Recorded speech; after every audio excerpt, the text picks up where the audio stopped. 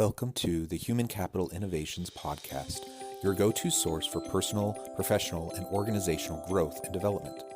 We hope you tune in often for all things people management, organizational development and change, organizational leadership, and social impact related. Maximize your personal and organizational potential with Human Capital Innovations Podcast.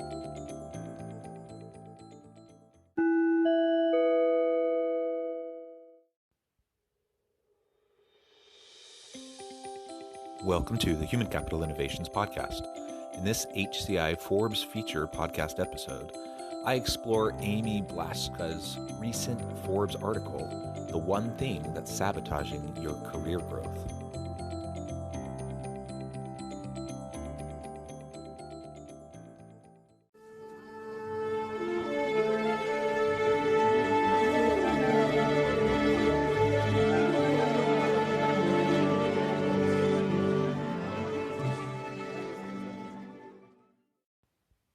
Welcome back to the Human Capital Innovations Podcast.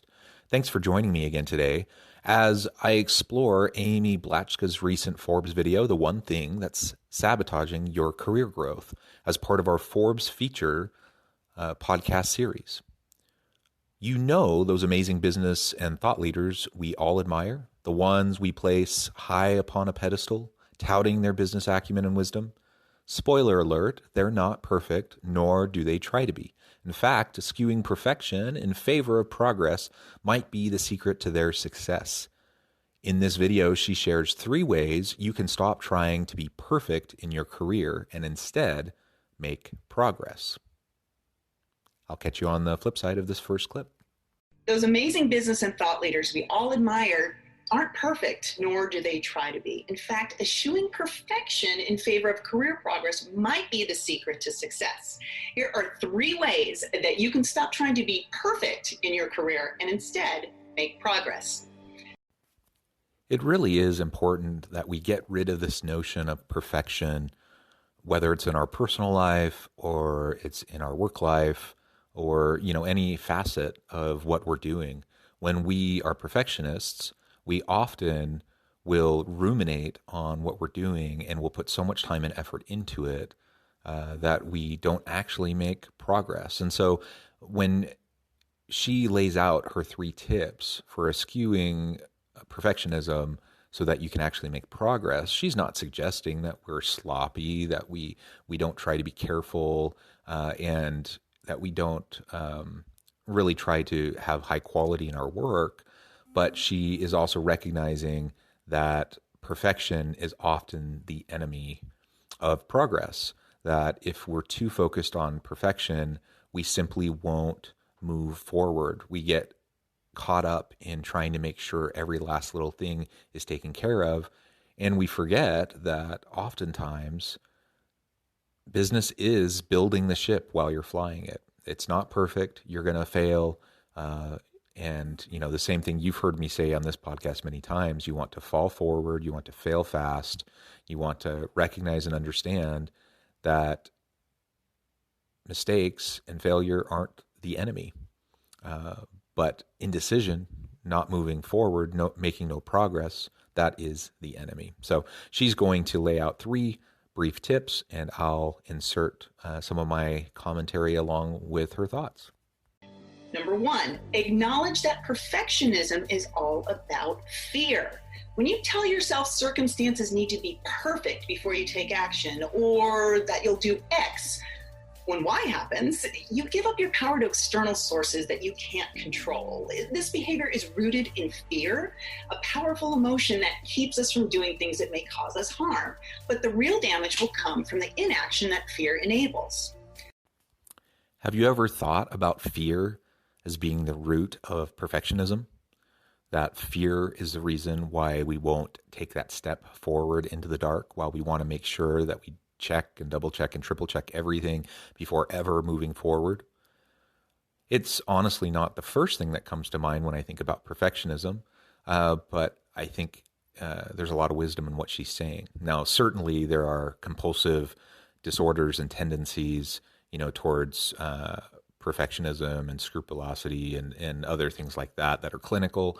That's a little bit different, and that's beyond really the scope of what she's talking about. And that, of course, goes back to chemical imbalances. It goes back to the way your brain is wired. But she's really not talking about that. She is talking about, though, the average everyday kinds of experiences that we have where we just kind of get caught up in the need to make sure that everything's perfect. So what are we afraid of if it's not perfect? Are we afraid of people thinking we're dumb? Are we afraid of failure? Are we afraid of doing work that then has to be undone? What are we afraid of? We're probably afraid of something. We're nervous about how people are going to see us, how they're going to view our work, how are we going to stack up and compare to others? All of these types of things probably feed into some of that fear. And obviously it's going to depend on the individual and the circumstance as to what the specific driver of that is. But ultimately, we don't need to get caught up in that. We can be secure enough in ourselves and our work, recognize that we're adding value, recognizing that it's not going to be perfect, and that's okay.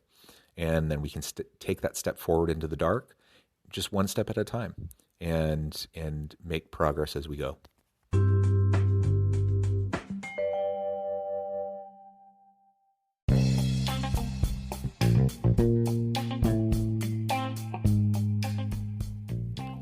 I'm excited to announce the publication of my new book from HCI Press, The Alchemy of Truly Remarkable Leadership: Ordinary, Everyday Actions That Produce Extraordinary Results.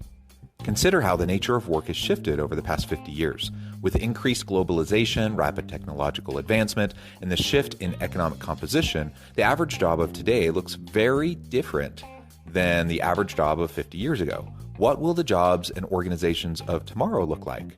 Moreover, what does this all mean for organizational leaders? What are the core competencies and capabilities of organizations and their leadership that are prepared for continued disruption and geopolitical and socioeconomic shifts? Regardless of what the future holds, increasingly, leaders need to be socially minded, data-driven, decisive, champions of talent, and disruptors of the traditional notions of leadership, teams, organizations, and work. The Alchemy of Truly Remarkable Leadership will help you to explore your own leadership competencies and capabilities and consider ways to apply and implement them into your workplace and personal life.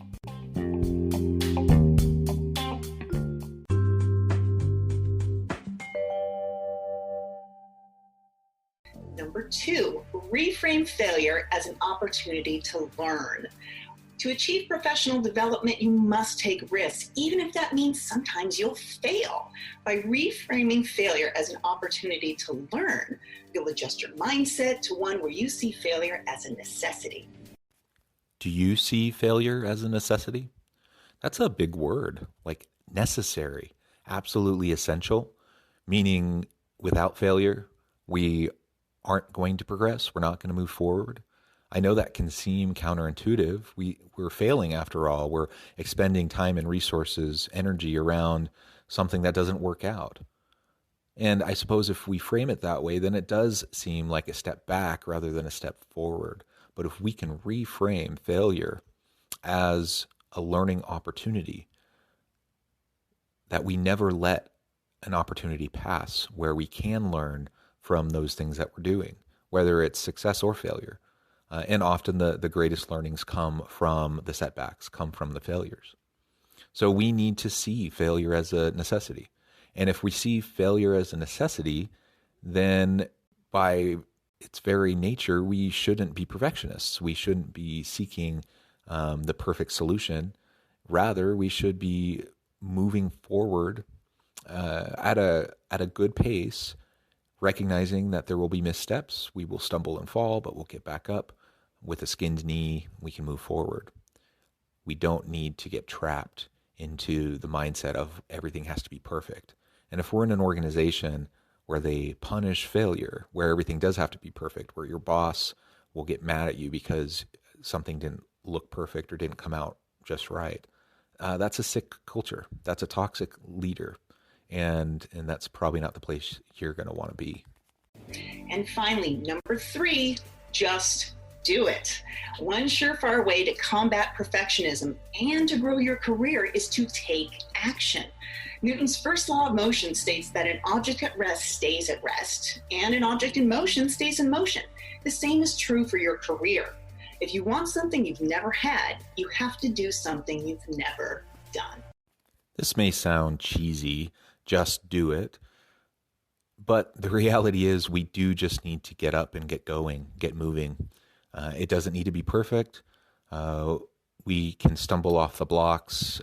We may not be right on track and have to make a course correction, but we can't allow the fear of potential failure to paralyze us into indecision and to not even beginning. And oftentimes, some of the most difficult tasks that we have to perform, that biggest hurdle is really just getting going, because it feels so overwhelming, and we start to get so nervous about how to move forward, recognizing we don't actually have a clue what we're doing. And rather than, putting in place a well laid plan and then just moving forward and making course corrections and adjustments as needed as we go, that's really what we have to be trying to do. So we just need to get going, get up, get moving. Don't be afraid of having some setbacks, and understand that starting and moving forward is really half the battle. A lot of us feel like we have to be perfect in our careers to get ahead, but the reality is progress is always going to beat perfection. Progress always beats perfection. Now, that's not to say you can get away with sloppy work, that you can get away without putting in the time and the effort. And that isn't to say that sometimes certain setbacks really can be a detriment to your career or to your future progression. But what's going to set you back more is never really trying to move forward and progress. If you become complacent, or you become too nervous about taking risks, too nervous and fearful about potential failures, that you never even get started and you don't get moving, then you're never going to progress, because there can be no growth where there is no learning, and there can be no learning where there is no failure. And you can't fail or succeed if you don't actually get started and get moving. So hang up that notion that you need to be perfect in what you're doing, or even close to perfect, and just get moving. Start setting a plan in place and try to learn from your setbacks, learn from your mistakes. Fall forward, fail fast, get up with that skinned knee, keep on moving, and before you know it, you will have a lot of great learnings, you will have a lot of great connections, you will have new insights, and you'll be able to progress in your career. For me, this has absolutely been the case. I make mistakes all the time. I do a lot of things quite well, but there's a lot of things I don't really know what I'm doing, a lot of things that I'm learning as I go. And you know what? That's half the fun, is that you just kind of figure it out as you go, and embrace the ambiguity, embrace the complexity, and lean into it. And that's what makes life and career growth fun. As always, thank you for joining me for this episode of the Human Capital Innovations Podcast. I hope you stay healthy and safe, that you can find meaning and purpose at work each and every day. And I hope you have a great week.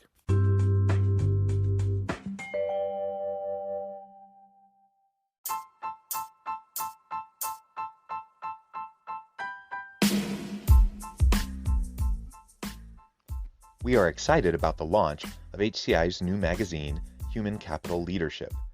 Human Capital Leadership is a free, interactive e-magazine designed to help individuals, leaders, and organizations find innovative approaches to maximize their human capital potential.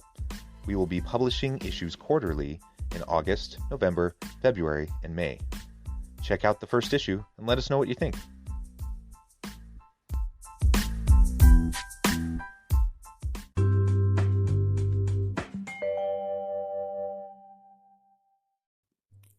Thanks again for joining us for this episode of the Human Capital Innovations Podcast. I hope you stay healthy and safe, and that you have a great week.